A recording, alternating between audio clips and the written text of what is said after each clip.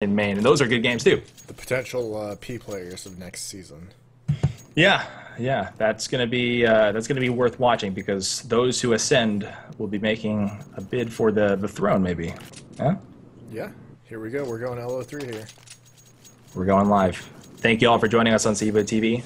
It's our final match of the evening, and Clay, because you're always on the spot, give me your pred real quick. Ooh, I'm probably gonna stick with you and go with United 5 here. Scoreline of? I think it's probably gonna be 16-8. 16-8. That's okay. That's not even close. That you're telling me that that's going to be a strong T side too. Yeah. Well, I think the CT side is going to be the strongest point here for him. Yeah. Pre-nade is going to catch people if Warden throws it. He lets it fly. Actually sails past most everybody with the exception of Icy, who eats a ton of it. Takes a lot of damage. Is down to 26.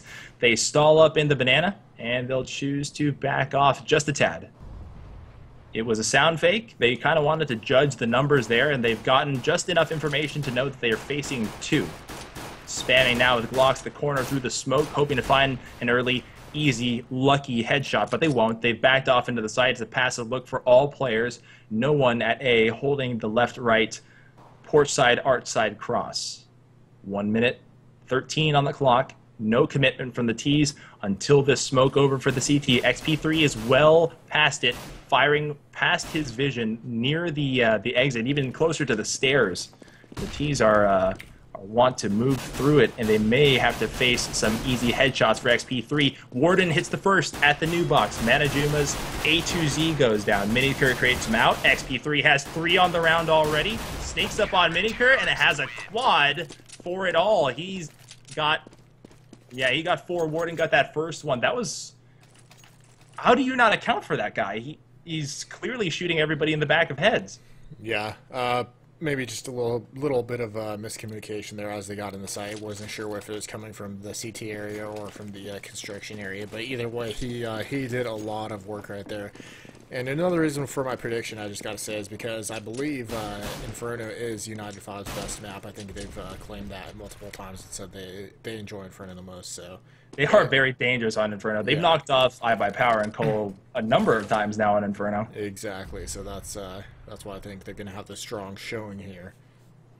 All right. 3-2 splits, all alts and apartments, P250s, a CZ, and a Deagle. Looks like this is an eco they want to win. And head armor, by the way, so they're going to be looking for the bomb plant and a distance buy in the future. No look at the early entry point from mid. Another passive look here. Smart play, Clay. Why? Because they're playing far back versus sidearms. Yeah, exactly. They have the advantage here. Even though if they would have played up close, you know, they would still have the advantage versus the pistols, and because they could have just got off their quick shot and then fallen back to either Moto or the site from porch. So a launch nade from Pit does no damage as the T's fall back and then rejoin the battle. Minicur walks in and blows Moses away. A Deagle shot makes that body cartwheel backwards. This eco round looks much like a success already. XP3 is down to 14 health. Warden the only full health CT. 3 versus 2, and guns are available for the T's if they choose to go dive for them, but they don't. They like their sidearms the way they are. This could be a 1-1 when this all gets wrapped up. Warden is going to come around port side, get ambushed, walks away with 16 health. 1-on-2, Minicur brings down 1 behind him. Warden trying to fight him, gets a shot right to the top of the hair, gets his dome clipped. An assist from Icy will make it 1-1. Eco rounds, Clay, dangerous for everybody. Yeah, I mean, that was just really a huge round for Minicur right there. He went into the site, and that passive play, you know, they weren't really watching the porch side too well. They snuck in. He got that nice entry, and then, you know, really closed out the round very strong there. The rest of his team helped him out after he got that strong entry into the site, and they got the bomb down, and then he just finished it off there with the 1v2 towards the end, so good job by him. A disappointing round for U5, playing it extra safe to play back and not fall victim to the sidearm power, but they did just that, and Deborn's squad has the weapons this time. Warden will push the banana. He'll look for A2Z at the end of the hallway. He got caught, and he'll decide that I don't want to even try. Oh, never mind. He's going full yellow. Never mind. Falls back, has the backup of XP3 behind him. They'll stack the site, both left side site, for those of you who are looking at the minimap. The strat has turned around. The default has turned into a a three-prong push, one through the apartments, one through B, and it looks like where the pick is going to happen is somewhere port side or art side, but nobody's playing it, as we know that U5 has yet to actually take those positions in this game. They'll come around the port side, looking for the pit guy. They want to knock him out early, or if the graveyard guy happens to exist this round, which he doesn't, that guy. Storm is that guy. He's in the site. He gets taken out. One more in the smoke. That's Moses who goes down, and TM manages to salvage something of that defense. One kill for him on the two-man trade out, and a through smoke headshot. Warden takes out Miniker. So 3-on-3. No weapons for the CTs, but the even numbers for the most part. TM spamming the default plant spot, or at least the lane that the default plant spot might be toward. Suddenly, a very successful eco round fell apart quickly. 2-1. CTs are now onto the gun round, as are Ts. And that's kind of another reason why I don't really like that full passive look towards the A site, because you have the guy in the pit who should have been watching Porch, but then he's ending up having to watch two lanes. He's got to watch Porch and he's got to watch Balcony, which I understand the guy who's actually playing in the site should watch Balcony, but that's not what was happening. And so they kind of snuck into Porch once again, and you saw Warden just get picked off there in the site. Or I'm sorry, I think that was Storm actually, or Moses.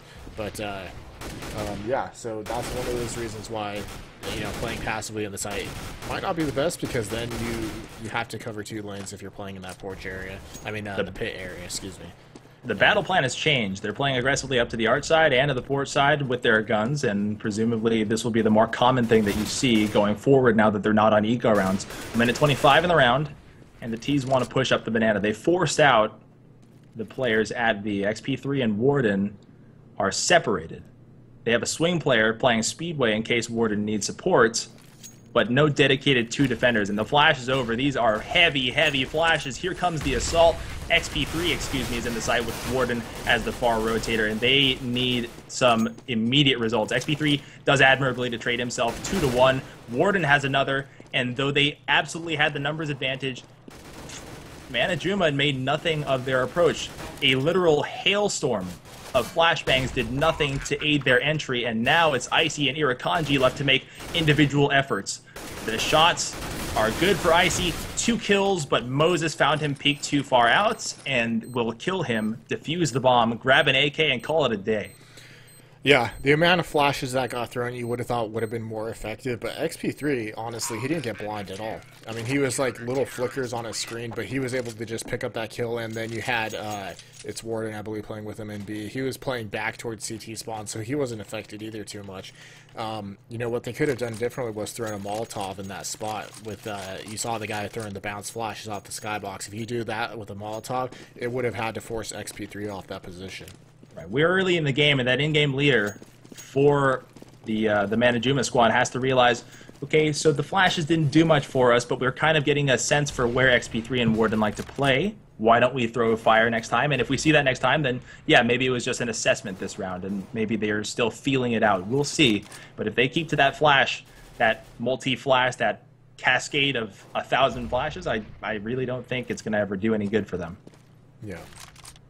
All right, so we're looking at an A-side take here. 2 at alternate. 1 just waiting right by the ivy and the hay bale to help flash his teammate in. They won't. They'll go through the apartments. They're looking to get a guaranteed kill here. And Storm, it looks like, will be the point of contact. He sees one, calls for a rotate or a help, plays up on the balcony and loses that battle. A2Z gets the better of him, and Moses has creeped through, is in the crease between smoke. That smoke was not good enough to seal off the lane. He takes advantage of that. Icy's down. 3 remaining for the Ts, 4 for the CTs, and Moses has them surrounded. A deep nade for that pit side statue, and that nade does so much damage. Deborn is down. Bomb is in front of Miniker, and he's the last. He'll fight by himself, try to make a Herculean effort to dig himself out of a bad situation. 1 in the apps, 1 in the graveyard, and 1 right at the porch. If he hits this shot, he has a chance, but XP3 doesn't let that hope live. It's 3-2 now. U5 takes the lead. Yeah, interesting play there by Moses. He was playing in the site right there, and then once the smoke went down, he decided to go aggro and push through it. And it looked like he was second-guessing himself until the pit member went down, and then he realized, they're going to be coming out pit, they're going to see my back, so he pushes through, gets the kill, and then decided to try to go apartments, and then later decided that might not be the best idea and went backside porch, and it worked out nicely there for him. So good game awareness, realizing that your pit player died and that you had your back exposed. So I like that he actually decided decided to go through the smoke right there. Can you do it more than once though? I don't. Yeah, I know. Risky. I wonder if the Manajuma squad is micro aware enough to realize that they threw a poor smoke, that they left a crease there, or they think that Moses just took a sort of a ballsy push. I think the latter, and I think they may get caught by it again. Yeah, I don't think they noticed it either because there was only one man coming through middle while everyone else went through apartments. So TM and XP3 have set up the crossfire. He spots one, looking for him. Miniker was looking for the crouch headshot pick. XP3 will do his duty and find his teammate on the other side. Full on defense. XP3 loses it at the very end, but only one rebuy, Clay. That's an excellent hold. Yeah, XP3 has been really on point with holding B for the most part right now, and I think, honestly, it's probably going to be the stronger site for U5 holding down B, and I think that Eunoia will probably want to have to start testing A little bit more. Hard word to say. Eunoia. Is going to be testing that regardless because it's still a long half, but you're right. You're definitely right. They'll have to work away from it. The problem is that they have not tested the art side player and they have no information about what's going on over there. So the remaining lane that they can try, it's a big question mark for them. They're like, does anyone know what's going on over there? No, not really. The comms, no matter how good your comms are, you don't have any information there. So we'll see. We'll see. It's an A side take. A lot of people waiting around the Ivy and the jump window, but no commitment. You should note, however, that there is no hold in Banana, and we have the number 4 man, XP3, pushed far up Banana, so the CTs are very much prepared for this take, and the odds of Manajuma walking away with this one are that much worse. One art side, ready to hit anybody who will cross his face. 3 playing passively in the site. Warden steps out, gets traded out. Storm will avenge his teammate, picking up him with the assist. D-Born will take him out, picking up the first kill of the game. Down to a 2-on-2, and the full reverse is on. They have shown the other team, the CTs, that this death camera is showing two Ts sprinting straight for B. It could be a welcoming party for Moses. Oh, it's a reverse. Miniker waiting for TM on the lurk, and the bomb will come back around. It's swinging back and forth and back and forth like a pendulum. Another reverse? And they could do another one. 30 seconds left on the clock. They could easily do another one, but Moses is badly out of position. He won't even be able to be there for the defense of the site. With 20 seconds left, the default plant will go down. Moses peeks out, and he is shot in the side. 4-3, it's a close game. And that one was a lot of running. They got their Nikes on. Yeah, I mean, it is a close game. That was game. That was a good play, though. I like that they, committed to the death cam to show that they were going to be. And then, Miniker just decided to turn around and totally get the face of that rotator. And now they're down, just down 1 round. So their T side is actually looking pretty good right now. Pretty heavy implications for both teams on this. Hit the tab for me and show the net worth of both teams. Not great. Not at all. Either team loses, they're forced to a definite eco, unless there's a bomb plant and somebody gets an ace or something. Yeah, it just goes to show how close these rounds have been. Yeah, XP3 out of the yellow will get the better of Icy, will back out with 34 health, and as nobody will pursue him, no successful trade will happen, and Manajuma has been plagued by this, really. They've let people go without trading, even though they kind of know people will be pushing them. Yeah, that seems to be the case. You got to make sure that you get those trades, even if you're getting pushed. Yeah, no science there. We didn't need any poetry there. It's just disappointing when you don't hit that trade. Storm will check the apartments. Nobody in there. Everybody's stuck right around mid, with one exception. D-Born testing out B to see who's over there. If he can hit an entry, maybe he can, and maybe he can make something happen. But time and time again, losing an early player, especially an early entry, as it stood this round. Icy was the designated entry going up Banana. You're setting yourself up with bad percentages going forward. But if you hit this shot and even it up, 30 seconds left, you got something to work with. Warden and XP3 are both in the site, and the split is very, very even. There's the shot that they were looking for. D-Born brings down Storm. Another one goes down. That's Moses. Only TM left. He's in the lurk. He knows one's above him in the graveyard, and Miniker is the one who got him from the site. 3 left for the T's. The fortunes have turned. Warden and XP3, the B defenders, have come over to clean up where the A defenders could not do anything. 2 coming from 2 flanks. And they've given up on it? No, 1 will go in the apartments.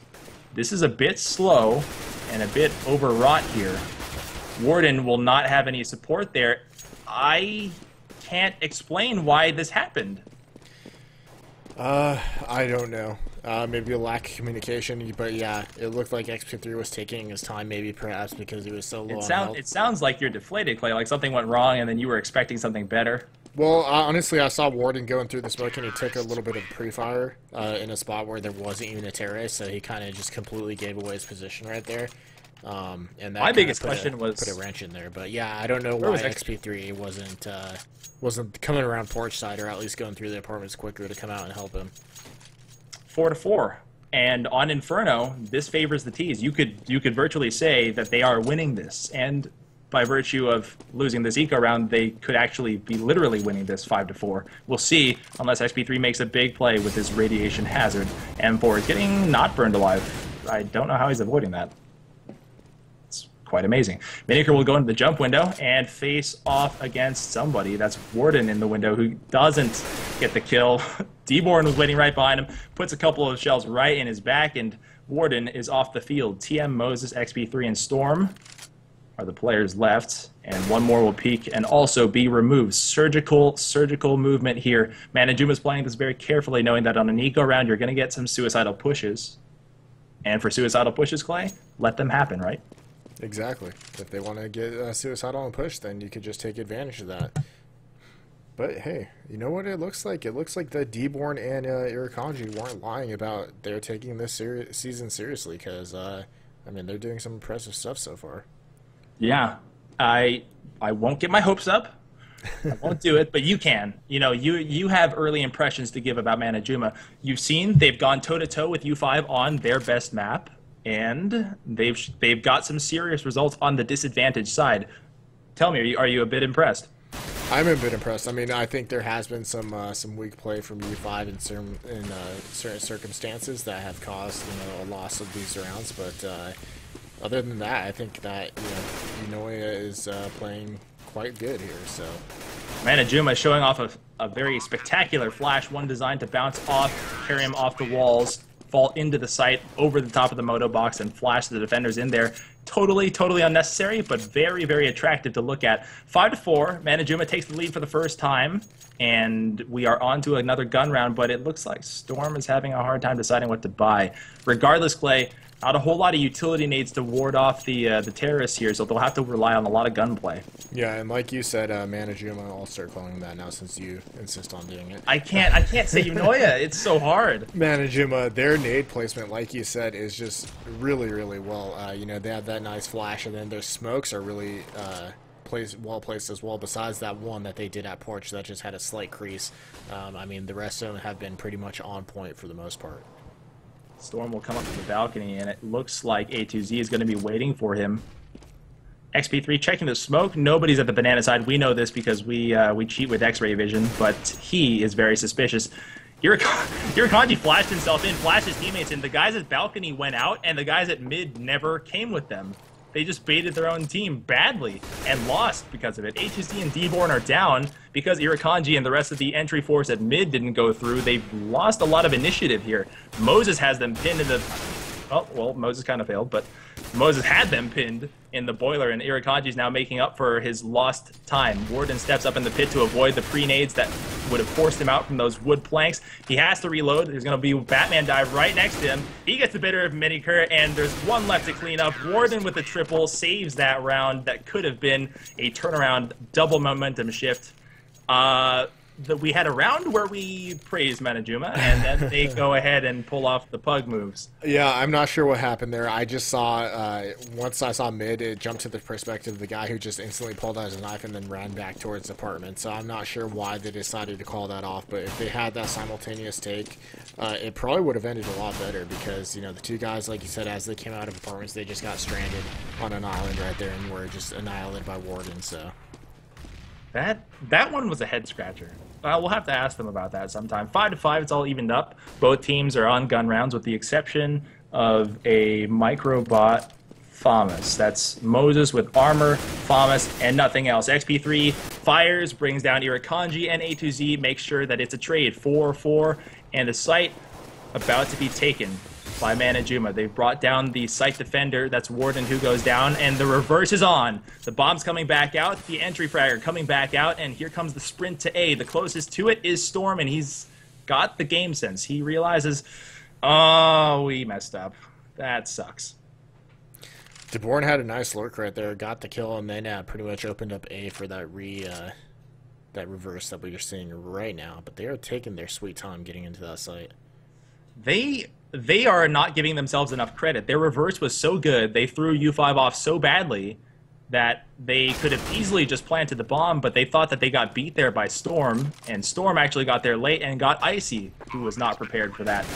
One at the bottom of the graveyard in a pretty ugly position, actually, at the door of the graveyard, and he gets taken out. So Miniker has to clutch. He can't. Storm lands the headshot nicely and will pull ahead for U5, 6-5. Yeah, like you said, even if Storm had got there before they did, it still would have been a 3-versus-1 situation, so they should have been able to overpower him and get into that site. So, I'm not sure why they pumped the brakes right there, but after getting that kill, they should have just, you know, committed fully to it, and it probably would have ended up much better for him. You want to know something that's kind of sticking out to me right now? We haven't seen that wow pop individual plays. A lot of team play right now. And the plays that are being made are just the ones that are there, the low-hanging fruit. I'd say Miniker's been playing very well. Yeah. He's hitting a lot of very good entry shots. It's just like we see Homeless and Reliable, and they're just kind of jumping around, going straight YOLO every round and hitting like these crazy headshots, and this is much more methodical. A different brand of Counter-Strike, a trade there for TM for A2Z. It's different, very different. Moses steps up to mid, have it. There's another crease in the smoke, Clay, and again, you got to wonder if these are intentional because it's going to end up punishing Manajuma as it already has once or twice already. Yeah, but I mean, looking at the scoreline, it is 6-5. They're already looking pretty good for a T-half. So I mean, if they can just pick up, you know, 1 to 2 more rounds, then they should be sitting pretty for their CT side. You know U5's offense is pretty dangerous on Inferno. How many rounds do you need to split before you switch halves and feel good about yourself? I'd say at minimum 6 against these guys. If they could pick up any more than that, then they should be feeling very good about it. B is open for business, and Storm is running back to position, throwing a flash behind him so he doesn't get flashed. He may come out and just charge everybody. A kill for him on Miniker, and Irakanji, Manajuma's D-Born, will bring him down to a 2-on-2. Good on him to make the odds that much more even. A2Z says, David, you are serious with that, man. He's giving him some compliments. Warden versus 2. Our clutch man, the number 1 man, comes up over the top of the barbecue, smokes, and will go for the fake Ninja Defuse. Steps out, engages Icy, could not control his recoil, loses the battle. 6-6, neck and neck all the time. Yeah, and even if they don't win the rest of these rounds here, they should be sitting pretty, but the save round coming in for U5 is going to be pretty dangerous for these guys. Manajuma should be able to pick this one up quite easily. You think so? Why? Well, just the fact that they're dealing with pistols versus AKs, but we did see that eco round from U5. I feel like these CZs have just destroyed eco round. Like, CZs are pretty freaking ridiculous. If you get up close, CZ might as well be a rifle. Yeah. Miniker peeks to mid, and no one's on the left-hand side. It's a full-on stack to the right side of Porch. XP3, like I called it, the CZ absolutely wrecks A2Z. Walks away with 15 health thinking, what the hell, dude? I thought we had the guns. Kills a innocent chicken on his way out. Highly unnecessary. Give him the chicken lover sticker. Oh, new sticker kit just came out, didn't it? It did. Miniker will check to the right. There's smoke to the left. A nade for that art side player in case somebody's on the other side of the smoke. Odd that they didn't throw one closer. You think that maybe someone would be trying to walk through it as they've tried many times in this game already. Storm and Moses, look at this, a high-low, an impromptu high-low because of the fact that he's on the balcony and Moses at that close corner.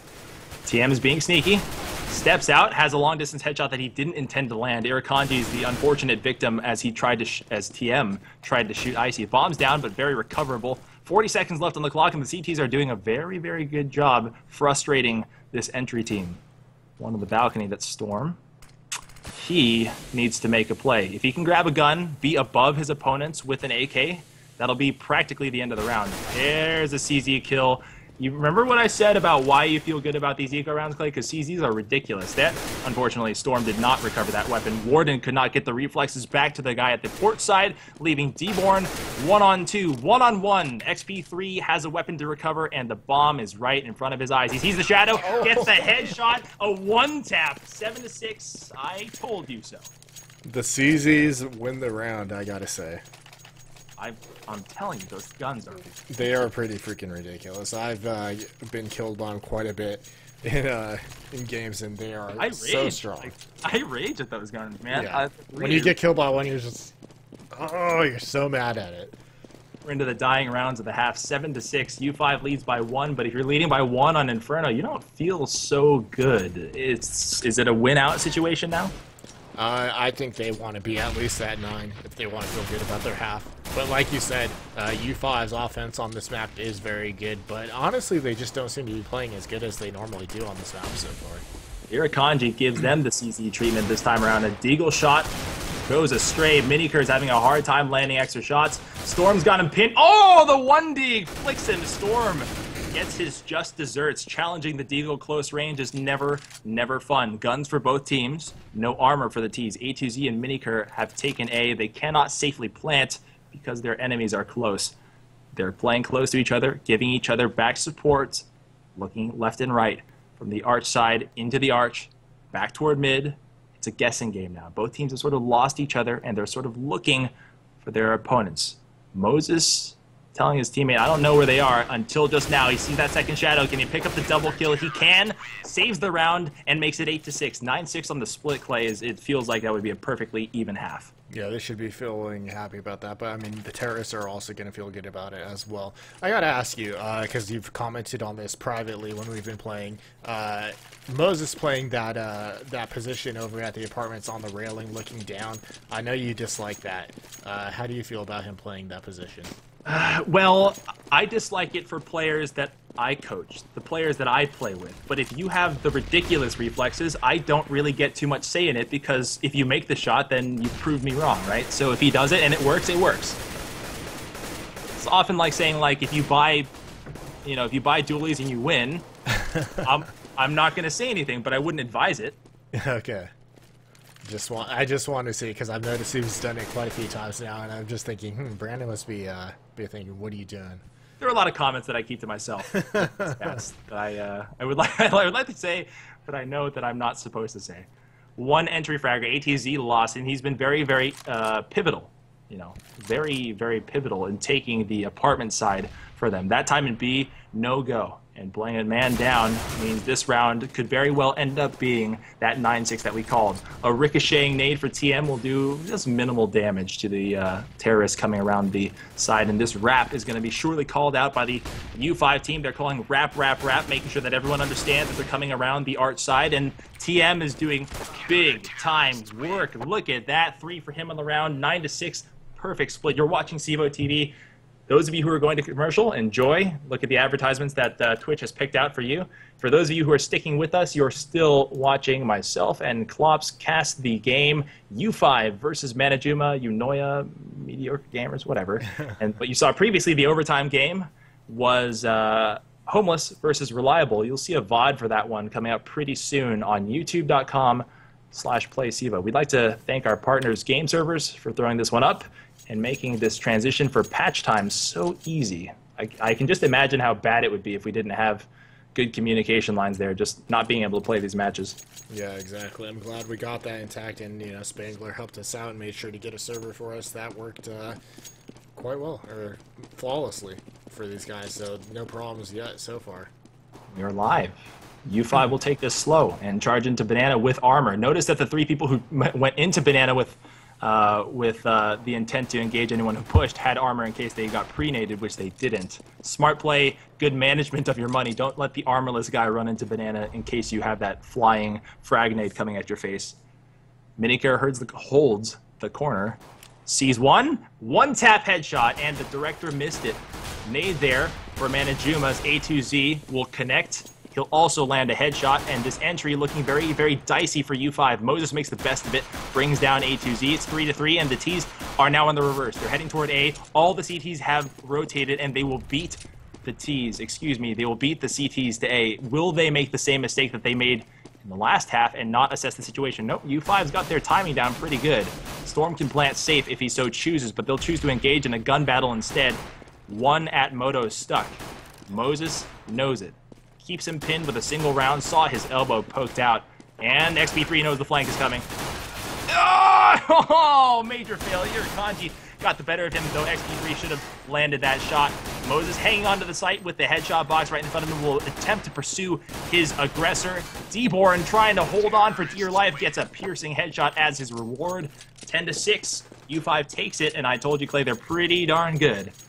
They are. I'm a little surprised by the 2 early rotates coming from Manajume, though, because I mean, there was still one guy alive in the site, and he saw that the terrorists didn't actually overtake the site, but you know, the other 2 guys playing A were still coming over.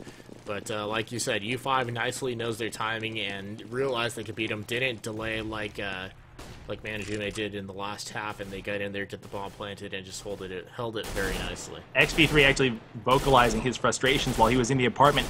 He didn't feel that he failed, but he's calling out Irakanji for having a terrible computer, also a bad ISP, and just saying, look, I should have killed you, dude, and you know it. And Irakanji's like, yeah, dude, I know. 10-6. Storm waits for the push. You win that eco round, you're expecting some dicey voodoo stuff going on right now, but nobody's pushing. It's a very passive look for the CTs. They'll play back, and surprisingly, they'll play absolutely standard rifle round positions. Yeah, playing that passive look, though. And for some reason, we're seeing the full rotate going towards B. What's going on over there? This is the pro guess, right? This is the we'll take a calculated risk and try to rush out Banana. Totally didn't work. Oops, and now they'll come back toward A. They did, however, lessen the chances that they could fail the round by bringing 5 to the site, but I guess my analysis is completely wrong. They ran into an absolute hailstorm of gunfire. Oh man, that's very strange. It looked like U5 threw a smoke towards the spools there. But I don't see how one smoke was enough to sell all 3 of the A members to rotate all the way over to CT spawn. A little strange. Well, it worked, and what works, Clay, like standing on top of that balcony, is going to be the genius play, right? It looked a little silly. It totally worked. Biting on small fakes is something that's pretty uncommon at this level of play, but Manajuma, who is, I guess, main caliber until somebody else says so. Now that they're professional, they were main caliber, I should say. They're at a different level of play, and I think the opponents that they faced before were just not doing this. And though they've all played at Invite at some level, at some time, the rust does accumulate a little bit. It looks to be that way. I mean, they did have a pretty good T side, I gotta say, but it looks like they are having trouble with U5's offense here, like you said.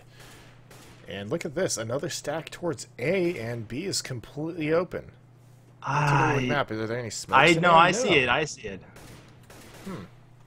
These are this is just pure guesswork. They're hoping to strike home big on one of these and just absolutely surprise the U5 squad, but U5 plays it too slow. U5 smokes B out like like they're doing their actual strat, and then they're like, wait a minute, no one's even here. Oh. What a total waste. Funny thing though, if you're an in-game leader and you see this happen, and you see all these smokes and flashes, you're like, well, save that strat, can it? We can use it again. Exactly. Irakanji will come around the corner with his CZ, no kill there. Storm on the far lurk will bring him down, but reveal his position to the 2 players coming down mid. He'll get icy. Did he see A2Z? He has a feeling that, there it is. There's that kill. 3 for him. 2 left on the round. That's D-Born and Miniker. They could bring down Warden if somebody would just aim. There's D-Born's kill, but no more. Warden will, actually TM, excuse me, will clean that one up. 12-6. they're pulling ahead, and they're pulling ahead on T-side, Clay. It's hard to do, and it's pretty impressive, but we're onto the gun rounds. It is. If you get that pistol round, it does make it a little bit easier. I mean, obviously, the eco round the eco round from the CTs is dangerous, but U5 managed to pull it through and get the first 3. And on this buy round, not seeing an op from either team, so yeah, I think we're going to see some standard play here. Except for the fact that it looks like they're pushing 2 in apartments right here. Yeah, so much for standard play. It looks like Manajuma wants to go aggressive on this one. They'll have somebody forward looking in the apartment trying to gather some information. They see at most 1 or 2 right now, and they know that people are in Banana waiting for them. That early push doesn't yield any results. They'll drop back into the site, and the default will resume. T's are content to just let it all unfold. Thus far, you haven't really gathered any information about favorite spots to play for Manajuma. You've just seen them do some really wacky 5-man stacks. So now you have to start doing some reconnaissance. Now you have to figure out, this guy plays here, he likes to play this position, at this angle, we need to flash like this. It's funny that you start doing the scouting this late in the game because you didn't gather anything those first 3 rounds. Yeah, and look at this. We see the Molotovs are going to be utilized towards B. Oh, but the push... Irakanji steps out, brings down Storm, and gets traded out with Warden's second aggressive step. He gets 2 for 1 on that one and walks in just barely wounded. Shot in the back, D-Born will go through the smoke, sprays down Warden, gets traded out. 2 left for the CTs. They'll have a tough retake with smoke in their eyes. 1 at the Garden, 1 at CT, and they'll choose to both go construction? No. Miniker just waited for a moment. 1 at the back left at the new box. XP3 gets the better of Miniker. It's 1-on-2. Icy needs to land 1 shot to make this a 1-on-1. He knows the locations of both of them. It's a 1-on-1. XP3 versus Icy. Comes around the corner, gets the better of him, clutches the round. Icy has time to defuse the Isaac hit. There you go. There you go. Yeah, nice clutch there, but man, I gotta say, that ward coverage, not ward coverage, holy crap. The nade coverage from U5 right there into the B side. You've been playing MOBAs? Maybe a little bit. The nade coverage into the site was just phenomenal. They had 2, I'm gonna do some John Madden drawing here. They had the smoke on the spools there, the smoke on the CT cross, and then 2 incendiary grenades or Molotovs covering the sandwich and the back left portion of the site, and that gives just a nice small window for them to look at while they enter the site, which it really worked out nicely for them, but the retake from the CTs was just really good. Yeah. Now, after that analysis, I have to tell you that it looks like U5 just a little bit chastised. They kind of stuck around right outside of the T apartments, kind of ran into each other clown car style, and then they were like, okay, let's do our strat now. A little confidence shaken there. Miniker almost had a kill. XP3 didn't land his jump, and if he had landed his jump, he would have lost his life, so he's probably a bit thankful for his mistake. Storm will crest the stairs at the same time with XP3, peek the corner, nobody's there. Everybody's dropped back into the site, 4 men at A, and Ajuba's D-Born will be there to receive 2. Moses and Warden are down. 5 alive for the CTs. XP3 desperately wants that trade. He realizes that a 3-5 fight can't happen. If he can just luck his way into a kill through a smoke, he'll take it any day of the week. D-Born resumes his position, claims it back, brings down XP3 for a 3rd kill on the round. TM and Storm now have to fight, and D-Born's on a roll. Has a 4th, looks for the ace, and Miniker says, no joy, that's all mine. Yeah, and that round really nice by the CTs, and honestly, I think it has to do with the fact that, you know, their unconventional play at the start of the rounds didn't really give away any of their set positions in the A site, so going into the A site, U5 really had no idea where anyone really plays from Manajuma, so it was kind of like a guessing game. I mean, they had their normal smoke spots that they hit, but really they just weren't sure where people were going to be playing. So that's their first prod at the A site. Hopefully get some information, and they should be able to do much better next time they attack it. Miniker sees somebody push him, and he decides, instead of challenging and strafing back out a second time, that he'll drop out. Back to passive positions at bomb site A. It's a eco round for U5, and Clay, I'm not liking their chances because only 1 CZ. Only 1 CZ? Only 1! They should have all bought CZs and just bum rush B. They should have just pain trained the apartments, they would have won. Oh, yeah. Crossfire between A2Z and Irakanji. Smoke for the oncoming aggressors from U5. They'll choose to challenge the smoke and run right through it. Irakanji has the first one. Second kill might be A2Z's, but he's backed out. One in the corner, another. Here comes the meat grinder. It's an absolute punishment there. Eco round is eco round, right? That's the kind of eco round where you're just like, let's get it over with. Come on. Yeah, that was honestly some nice nades from the CTs right there. They did the defensive smoke, and then also followed it up with a incendiary grenade right behind it, which actually could have been dangerous because, you know, smokes do put out incendiaries. So, good nade placement right there. Moses with team now leaving T-Spawn are looking to finally win a round. They've been on a little bit of a dry spell after winning some successful early rounds this half, and this time, ooh, Icy with the port side roof boost gets actually seen by XP3 and Borden, and actually manages to save himself by trading himself out to his opponents. Storm has one. Miniker will trade him out. 2 alive for the Ts, 3 for the CTs. Miniker pretty badly wounded, however, and Moses will choose to plant in a fairly odd position. He'll smoke the moto side and make it a single entry point. Who will come? Oh, you had a moment there. Miniker's in the apartments. He got spotted. One-on-one. Irakanji versus TM, and TM just got a little bit burned right there with that dying incendiary nade. Irakanji could have gone for the defuse. He's our clutch man. Gets the kill. TM is dead, and Irakanji will start this defuse kitless. Doesn't even matter. So that's I think that's going to be the 4th round in a row that they've picked up here since the bye round. So, I mean, Manmajume is actually coming up pretty strong here once they got those initial 3 rounds over with. So, is it going to be another eco for U5, though? No, they did get the bomb down, so they should have plenty of money to buy. They might be a little short on the nades, which might stop them from doing any type of B rush, because not B rush, but B strat, because they do like to do full nades over in B. Actually, they have 3, so they should be good enough. Would they like to try that one more time? You want to see the contributions and the individual efforts of the top fragger. Look at Miniker. Pull up the stat sheet right now. Go to total damage dealt. Not only is he picking off kills, not like he's just killing all the wounded guys. He's doing damage. Look at him compared to the average. It is way up there. Wow. That is absurd. That is carrying your team. And that doesn't happen at this level of play. Not ever, really. A2Z steps out through the smoke, crouch fires, and hope to get a lucky kill there, but he doesn't do any damage. They'll back out. It'll be a 2-man hold at B, and almost certainly a full-on B take the way that U5 is posturing themselves. Nobody's even out at alert position to guard their backs because they know that Manajuma has chosen to play pretty passive. XP3 comes in, firing at the smoke, hoping to get the trade, and is rewarded for his risk-taking. 1 left in the sight, 2 defend it all. Flashed are the eyes of everybody. Oh, Irakanji flicks XP3, gets that kill, still alive at the new box. Calling for help, has somebody in the construction already there. Miniker is already turning the corner. This is a failed take for U5. It's down to a 2-on-2. It should never have been like this, 5 versus 1. IC brings down Warden. It's now a 1-on-2 with Moses facing off against 2. He loses the battle. They pull within 1, 12-11.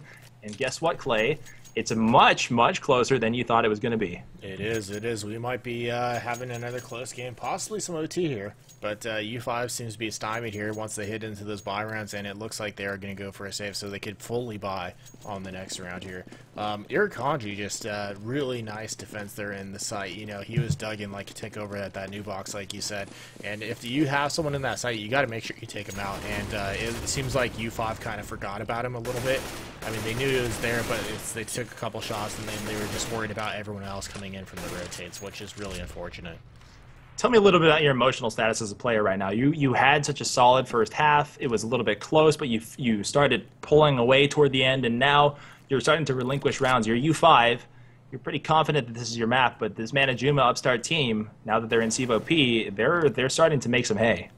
They are, and U5, you know, they've had some good strats here. They're just having some trouble, it seems, holding onto these sites. Wow, good speed aggression right there. They get in. So, like I said, they just got to get someone in these spots, banana construction, and hold on to this, and they should be feeling a lot better if they do get this round. Storm's position's very much known. Miniker is spraying the sandbags, gets the piercing headshot onto him.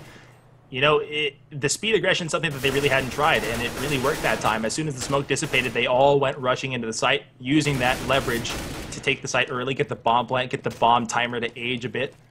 And now that they've had so much success, they've forced the issue with the CTs. They can't even begin the retake because they're so far away. Got one in the speedway. Warden steps out, faces Icy, and really whiffs completely. Icy cleans that one. They had to push the CT spawn right there and try to get those kills. Now they just all have to rebuy, and they're going to be low on cash now once again. So yeah. Thrown away opportunity. I like the confidence play because they wanted to make the CTs have to rebuy, have to do everything that they needed to do to get all their equipment, their utilities. But Icy had none of that. Yeah, and like you said, you know, I mean, well, like we know that the terrorist economy is cheaper than the CT, so I do think it does make sense. But on that last round, they actually only had one V, so it was surprising. Oh god. Ooh. Icy dominating the lane, and Minicur steps up where he was lost, brings down 3, 2 left for the T's, and as I say it, another one goes down. That's XP3 who falls. Warden is left. He is our now clutch man. He's got a Galil, and he can trade out for a lot of guns that are in this corpse pile. One-on-one, no good. Minicur gets the better of him. They're pulled within one again. U5 is just barely hanging on to this lead. Oh man, they really are. And it's going to be a save here because, like I said, you know, they went into CT spawn, tried to force those rebuys, ended up dying, losing pretty much everything. So they had to buy, and now it's going to be a save, and this is the chance for Manajume to pick up the round and tie it up. I'm gonna jinx this, but OT? No CZs. OT? U5 does not. They're old school 1.6s. They're the old Cole / Moses and XP3 and TM. But I digress because they don't believe in new guns. You know what I mean? They just got used to the Galil and Famas, guys. They're not gonna use the CCs. Oh man. Yeah, but they really do like to throw away these eco rounds and try to go with the Glocks. Well, if they win it, they win it. Minicur is being taunted by that Glock there. He gets dinked before he brings down Warden. Another easy kill there. 5 alive for the CTs, and they've built up their economy that much more. We're all tied up, and it's the game we all hope for. Clay, it's not 16-8. It may be another OT. Well, I think this round is most likely going to go to Manajuma as well because I see why they didn't buy any new guns right there. Their money was just so low. Mana. I'm way off base right and now. mana.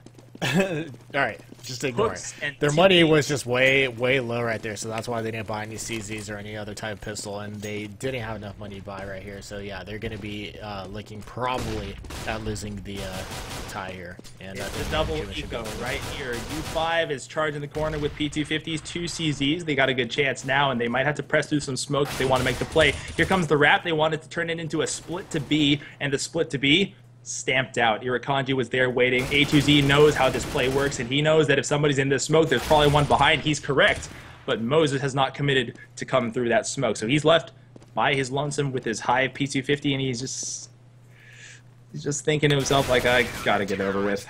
He does. 14-13. Manajuma finally leads. I gotta say, the mana came from saying Manajuma, by the way. So fat chance. Yeah. And that's because you can't say Eunoia for some reason. Even though I probably missaid it. Didn't say it right. I want to pretend like we're not having this conversation. 14-13. 14-13. Coming in the lead here. Wow. It's a aggressive look. Look at the banana right now in the mini-map for the overhead, depending on what Clay is showing you guys. They are deciding to push out the U5 squad, but they are not there. They're choosing to use alternate mid, trying to force out the players in the window or the apartments, and they have 2 located there. One port side that could easily rotate, one at the balcony who's now given up his position and moved to the site. They could take the apartments now should they want to. They have not chosen to peek yet. It's going to be an A-take barring some sort of drastic change of events. Wow. Good anticipation there. Minicur fires 3 little one-taps, and XP3 feels the results. Trade out there. Moses gets caught from the man hiding in the closet. Irakanji has no idea where he is. Warden cleans him up. 2 left for them, and Manajuma may pull away if they seal this one up. It's down to Warden and Storm, 2 legendary figures in Complexity history, now U5 history. They've got to make this work. Amazing shot, flick shot onto Minicur, who is in the pit. 1 left at the site and 1 at B, called on the rotate. The bomb plant will be at default. You have a teammate supporting you behind you. This is a pretty good situation to be in if you're U5, unless you surrender an early death like that. IC has made this a 2-on-1 with Warden. Warden in the site by himself. The number 1 man is the clutch man. He's got 2 right in front of him. He withdraws. Might have been the wrong play there, since he'll have to fight 2 right now, and he gets decapitated. Icy cleans him up and will defuse. It'll be the game point. Little bit of a misplay by Storm right there, going out further onto the balcony, just completely exposing himself after the bomb's planted. No need to peek that.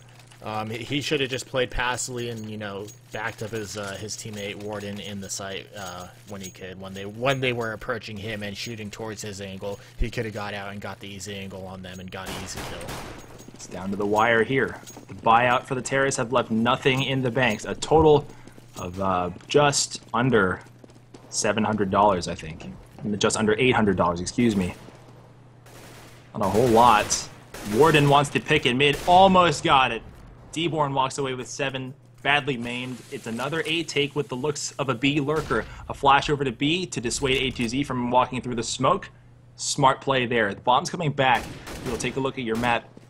They may reverse this strat, and Miniker is still hoping for that single tap kill again. Flash over. The moment is tense. These players know that they cannot make a mistake, not to lose their standings in week 1. Come around for the wrap. Miniker gets the kill and no trade. XP3 gets 1. That was Icy. They know that because Icy's the one that died, Miniker is still there around the corner, so they won't commit to the wrap. They'll back it up. They'll head back toward B. 4 alive for both sides. 1 person wounded on both sides. D-Born and XP3 for both teams. 2 and A. Mind games are on. You're right. You're absolutely right. And the stack is toward B. Manajuma has taken a risk. We saw them do it on their eco rounds. They're doing it again. The step out. Irakanji had a chance to turn the face of this entire round back toward their favor. He misses the spray and leaves his opponents alive. TM walks away with a heavy breath, a sigh of relief. They'll come toward A. Irakanji came sprinting out of the banana, shot TM in the back, and he makes up for his mistake. Storm will trade out Manajuma's D-Born and Miniker. This may be a 15-14 round if they can hold on to this one. A2Z, Irakanji, 2-man retake. 1 in the pit, 1 in the site, double site now after that adjustment. A2Z will flash for his teammate, flash for the site. They're looking for that pit man. XP3 gets the better of Irakanji. 1 left. That's our number 7 man. A2Z gets his face melted. 15-14. It's down to the wire. It is, but the CT should have plenty of money to buy here, so, I mean, they got a chance here. They definitely have to win this, obviously, if they don't want to tie. But, honestly, I want to see some OT. Those mind games by U5, pretty impressive. I mean, they could have had the full Storm take onto A at the very start if they committed everyone, but they tried to get those fakes and the rotates going over to A to sneak in the 2 guys at B, but Jume just didn't fall for it, so pretty good play by those guys. They had to make it a thriller for us. They had to do it just to make our hearts race a little bit faster here. Default look for the CTs as usual, with a player playing at the back of the hallways, and the Ts are all spread out in a battle line. Have yet to commit to a site, but we do know the bomb is leaning toward B. Now 3 players join the battle at B. They will be moving up the banana, hoping to find that elusive entry kill. 7 and 9, that's A2Z and Irakanji, are playing at B. They'll be charged to hold on to the site should they make the entry there. No action thus far. Miniker holding his boiler 1-tap spot.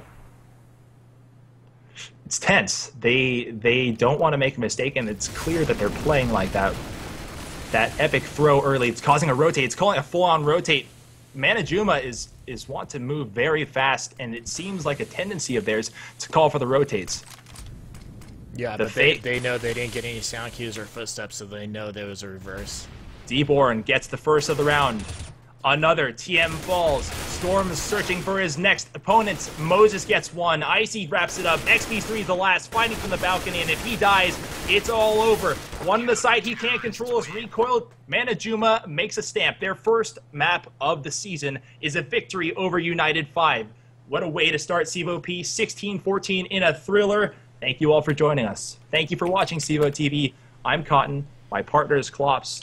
And for those of you who have been watching this entire night, you saw great overtime action in Homeless versus Reliable, a 16-14 great game for the very strong Manajuma side, who may actually be taking this season seriously. What do you think? Yeah.